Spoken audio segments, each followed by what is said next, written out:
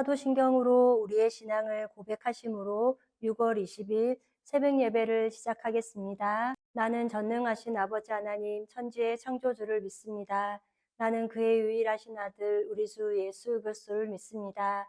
그는 성령으로 잉태되어 동정녀 마리아에게서 나시고 본디오 빌라도에게 고난을 받아 십자가에 못 박혀 죽으시고 장사된 지 사흘 만에 죽은 자 가운데서 다시 살아나셨으며 하늘에 오르시어 전능하신 아버지 하나님 우편에 앉아 계시다가 거기로부터 살아있는 자와 죽은 자를 심판하러 오십니다. 나는 성령을 믿으며 거룩한 공교회와 성도의 교제와 죄를 용서받는 것과 몸의 부활과 영생을 믿습니다. 아멘. 다 함께 찬송가 317장을 찬송하시겠습니다.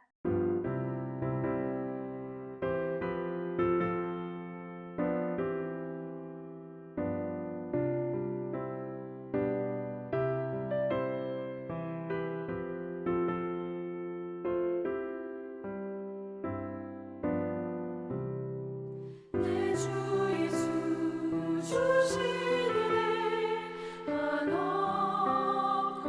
한없건만 내 주 앞에 이 작은 것 다 드리니 주 예수여 내 정성을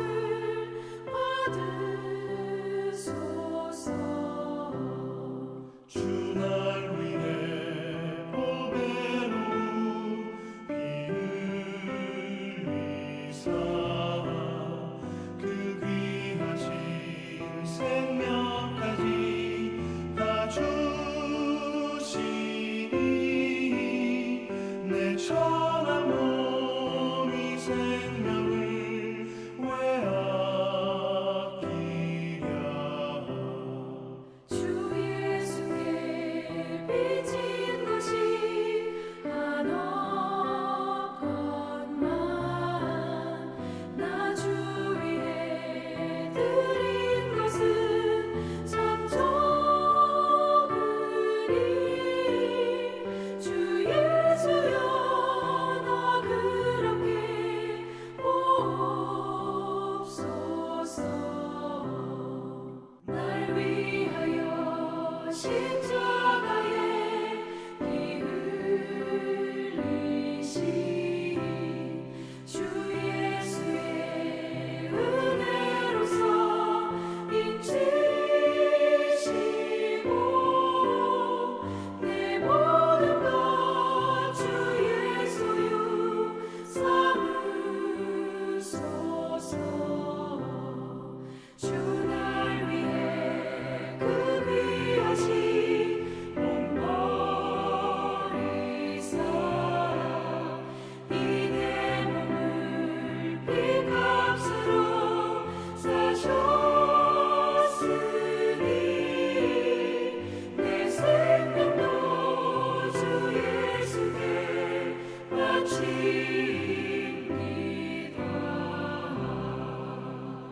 오늘 우리 공동체의 말씀 묵상 본문은 요한복음 11장 말씀입니다. 함께 나눌 말씀은 11장 17절에서 37절까지이며 이 시간 17절에서 21절까지 봉독하고 말씀을 나누도록 하겠습니다. 예수께서 와서 보시니 나사로가 무덤에 있은지 이미 나으리라. 베다니의 예루살렘에서 가깝기가 한 오리쯤 되매 많은 유대인이 마르다와 마리아에게 그 오라비의 일로 문안하러 왔더니 마르다는 예수께서 오신다는 말을 듣고 곧 나가 맞이하되 마리아는 집에 앉았더라. 마르다가 예수께 여짜오되 주께서 여기 계셨더라면 내 오라버니가 죽지 아니하였겠나이다. 아멘. 오늘은 우리 코노스톤 형제 자매님들과 성경 읽기표에 따라 요한복음 11장 17절에서 37절까지의 말씀을 함께 나누고자 합니다. 오늘 함께 나눌 11장 말씀은 예수님은 하나님의 아들이심을 드러내는 사건입니다. 그리고 7가지의 표적 중에 예수님의 마지막 가장 큰 표적을 나타내시며 사람들로 하여금 모이도록 하는 개방적인 표적이었습니다. 그리고 오늘 나사로의 사건을 통해 예수님은 부활이요 생명이심을 나타내시는 사건입니다. 먼저 6절에 나사로가 병들었다 함을 들으시고 그 계시던 곳에 이틀을 더 유하시고라고 합니다. 그런데 오늘 함께 읽은 17절에 예수께서 와서 보시니 나사로가 무덤에 있은지 입이 나으리라라고 합니다. 예수님이 이 소식을 들으신 바로 그날 저녁에 나사로가 죽었다 해도 그럴 텐데 예수님은 정간을 듣고도 서두르지 않으셨습니다. 18절 말씀에 베다니는 예루살렘에 가깝기가 한 오리쯤 되매어라고 합니다. 예수님이 계셨던 요단강 동편 베다니에서 나사로가 살던 곳까지는 오리쯤 된다고 하였습니다. 아무리 늦장을 부려도 하루 이틀이면 올 수 있는 길이었습니다. 그런데 주님께서는 왜 이렇게 늦게 찾아오셨을까요? 당시에는 사람이 죽으면 사흘 정도는 그 영혼이 머문다고 믿었다고 합니다. 그래서 죽어도 최소한 3일 정도는 지나야 장례를 치렀다고 합니다. 그러므로 죽은 지 나흘이라는 것은 영혼이 완전히 떠난 상태로 다시 살아날 여지가 전혀 없는 상태라는 것입니다. 그러니 이 말씀은 사람들이 곧 나사로가 완전히 죽었다고 인정할 때가 되어서야 비로소 주님이 오셨다는 것을 말합니다. 그런데 19절에 많은 유대인이 마르다와 마리아에게 그 오라비의 일로 유문하러 왔더니 라고 합니다. 사도 요한은 왜 많은 유대인들이 조문을 온 내용을 기록하고 있을까요? 당시 예수님을 죽이려 하는 일에 열광하고 있던 유대인들은 조문하는 일을 자신의 신성한 의무와 율법으로 알고 체면치레와 거치레로만 철저했던 것을 나타내고자 하는 것 같습니다. 그러니 20절에 마르다는 예수께서 오신다는 말을 듣고 곧 나가 맞이하되 마리아는 집에 앉았더라 라고 합니다. 여기서 마르다는 예수께서 오신다는 말을 듣고 곧 나가 맞이하는데 마리아는 왜 집에 앉아 있었을까요? 주님이 뒤늦게 오심으로 섭섭해서가 아닙니다. 마르다보다 주님을 덜 사랑해서도 아닙니다. 확률을 아낌없이 주께 붓고 머리털로 주의 발을 닦을 만큼 충성된 마리아였습니다. 반면에 마르다는 매사에 적극적으로 준비하는 일도 많고 마음이 분주하니 오늘도 가장 먼저 뛰어나가 주님을 맞이합니다. 그런데 21절을 보면 마르다가 예수께 여짜오되 주께서 여기 계셨더라면 내 오라비가 죽지 아니하였겠나이다 라고 합니다. 여기에 마르다는 예수님께 서운한 마음을 먼저 드러내는 것입니다. 그 다음 22절에 그러나 나는 이제라도 주께서 무엇이든지 하나님께 구하시는 것을 하나님이 주실 줄 아나이다 라고 합니다. 이 말은 부활을 기대하는 것이 아니라 예수님께서 다른 위로를 줄 수 있다는 말인 것입니다. 23절과 24절 말씀을 보면 23절에 예수께서 이르시되 내 오라비가 다시 살아나리라. 24절에 마르다가 이르되 마지막 날 부활 때에는 다시 살아날 줄을 내가 아나이다 라고 합니다. 지금 예수님께서 내 오라비가 다시 살아나리라고 말씀하셔도 마르다는 마지막 날 부활 때에 다시 살아날 줄을 안다고 하면서 엉뚱한 대답을 하고 있는 것입니다. 당시 이렇게 바리새인들은 내세의 부활을 믿었지만 사두개인들은 현실이 중요하여 지상 낙원을 바라며 부활을 믿지도 않았습니다. 그리고 이것은 마르다가 메시아를 즉 예수님을 좋아하기는 했으나 예수님을 모르고 있는 것입니다. 그렇기에 마르다는 여기서 이 땅이 전부라고 생각했던 것을 알 수 있습니다. 또한 신앙 고백은 있지만 부활 신앙까지는 가지 못했다는 것입니다. 이렇게 교회를 다녀도 주님을 사랑한다고 해도 십자가를 모르고 부활을 모르는 일이 있다는 것을 알려주기도 합니다. 25절과 26절 말씀을 보면 25절에 예수께서 이르시되 나는 부활이요 생명이니 나를 믿는 자는 죽어도 살겠고 26절에 무릇 살아서 나를 믿는 자는 영원히 죽지 아니하리니 이것을 내가 믿느냐라고 하십니다. 지금 예수님께서 자신이 곧 부활이요 생명이시라는 것을 선언하고 계십니다. 즉 부활 생명이라는 것입니다. 이것은 육신의 생명과는 다른 것입니다. 나사로는 지금 육신이 죽었습니다. 그러나 그가 다시 살 것이라고 말하는 그분 자신이 부활 생명이라는 것입니다. 그런데 예수님께서는 아느냐라고 묻지 않으시고 이것을 믿느냐라는 것입니다. 이것은 알미 아니라 곧 믿음이라는 것입니다. 우리가 주일에 인간을 창조하신 하나님에 관한 말씀을 들었습니다. 하나님께서 인간을 만드실 때 영원하게 만드셨다는 것입니다. 즉 영원히 죽지 않게 만드셨다는 것입니다. 요한복음 5장 29절 말씀에 선한 일을 행한 자는 생명의 부활로 악한 일을 행한 자는 심판의 부활로 나오리라 라고 합니다. 이것은 예수 그리스도를 믿는 자들은 생명의 부활로, 그리고 그것을 거부한 자들은 심판의 부활에 참여하게 된다는 것을 말씀하는 것일 것입니다. 그 다음 마르다는 27절에 이르되 주여 그러하오이다. 주는 그리스도시요 세상에 오시는 하나님의 아들이신 줄 내가 믿나이다 라고 대답합니다. 그런데 여기에서 마르다는 부활과 영생을 믿어서 이렇게 대답한 것이 아닙니다. 그저 예수를 믿으며 죽은 나사로가 다시 살아나는 것으로만 이해하여 말한 애매한 고백인 것입니다. 믿는 자들에게는 예수님의 생명의 씨앗이 들어가 있습니다. 육신의 껍데기는 죽으나 생명은 그대로 있다는 것입니다. 그리고 데살로니가전서 4장 16절 말씀과 같이 주께서 후련과 천사장의 소리와 하나님의 나팔 소리로 친히 하늘로부터 강림하시리니 그리스도 안에서 죽은 자들이 먼저 일어나고 라고 합니다. 부활 때 썩었던 육신이 생명의 씨앗을 잇고 그대로 살아난다는 것입니다.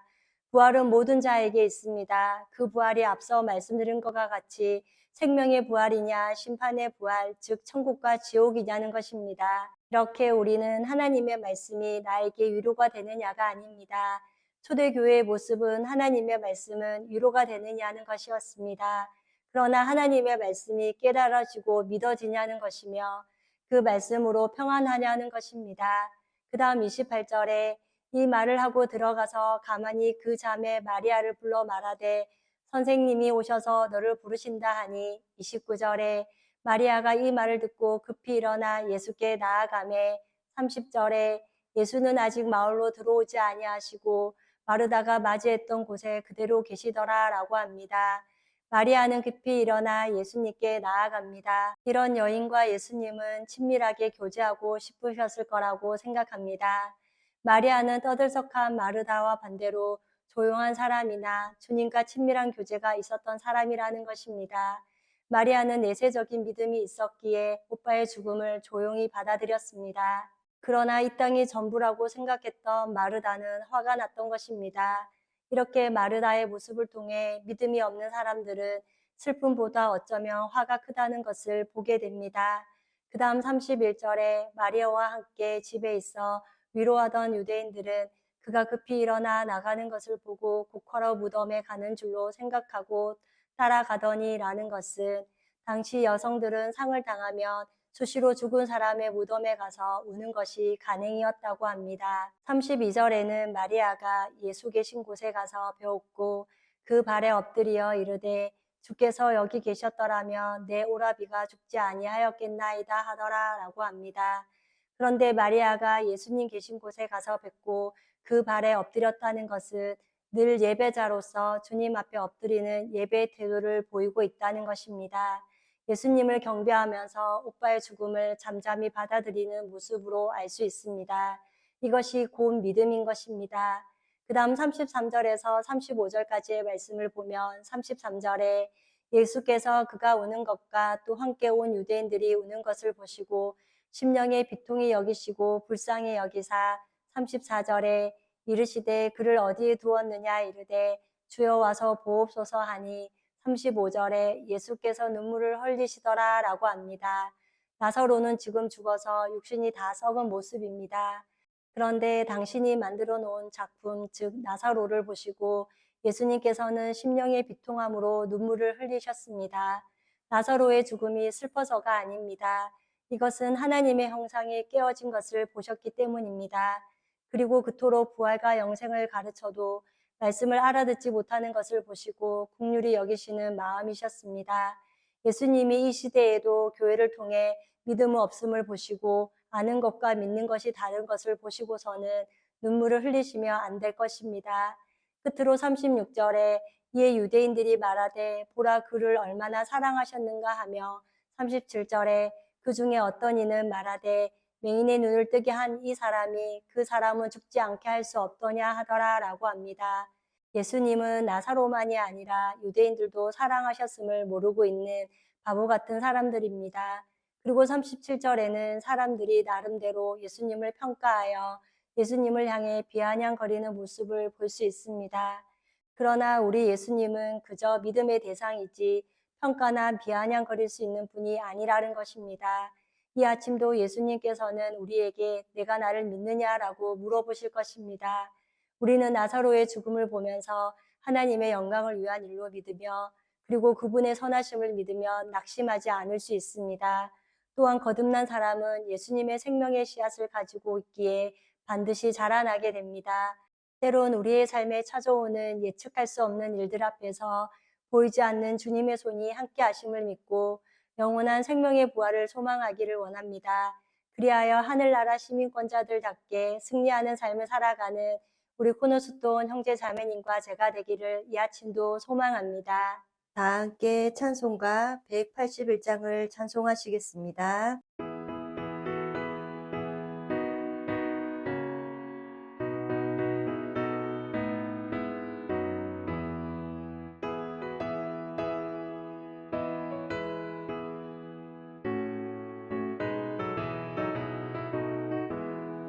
부활 승천하신 주께서 약속하신 대로 오시리. 세상 끝날의 징조가 뚜렷하니 깨어 있으라. 죽기까지 충성하라. 생명의 멸류관을 내게 주리라. 내가 속히 주 예수여 오시옵소서. 다시 오시게 될 주께서 어떤 상금 내려주실까. 맡은 달란트 얼마를 남겼는가 세매보아라. 죽기까지 충성하라. 생명의 멸류관을 내게 주리라. 내가 속히 오리라. 아멘. 주 예수여 오시옵소서. 너의 등잔 안에 기름을 가득 채워 넣으라. 등불 밝혀서 오시는 신랑 예수 영접하여라. 죽기까지 충성하라. 생명의 멸류관을 내게 주리라.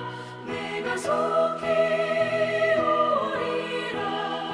아멘. 주 예수여 오시옵소서. 그날 그 시간을 모르니 모두 깨어나와 있으라. 충성 다하면 어린 양 잔치 자리 참여하리라. 죽기까지 충성하라. 생명의 멸류관을 내게 주리라. 내가 속히 오리라. 아멘. 주 예수여 오시옵소서.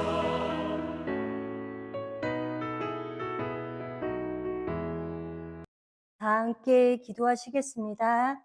사랑의 하나님, 오늘도 하루를 시작하기 전 세상을 바라보지 않고 우리의 소망이 되시는 예수님만을 의지하고 바라보기 위해 말씀 앞에 서게 하심을 감사합니다. 오늘 요한복음 11장 말씀을 통하여 부활이요 생명이신 주님을 믿음으로 영원히 죽지 않는 영생의 비밀을 깨닫게 하시니 감사합니다. 이 말씀을 통하여 믿는 자는 죽어도 살겠고 영원히 죽지 아니하리라고 하신 말씀을 믿음으로 고백하는 인생들이 되게 하옵소서. 마리아가 늘 주님과 깊은 교제를 하며 예배자의 삶을 살았던 것처럼 저희들도 언제나 영과 진리로 하나님을 예배하는 삶을 살아가기를 원합니다.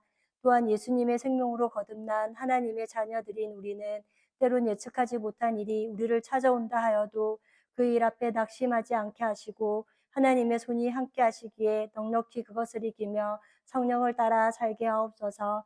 그리하여 영원한 생명의 부활을 소망함으로 주님 다시 오실 때까지 믿음으로 승리하는 삶을 살아가는 하나님의 백성들이 되게 하옵소서.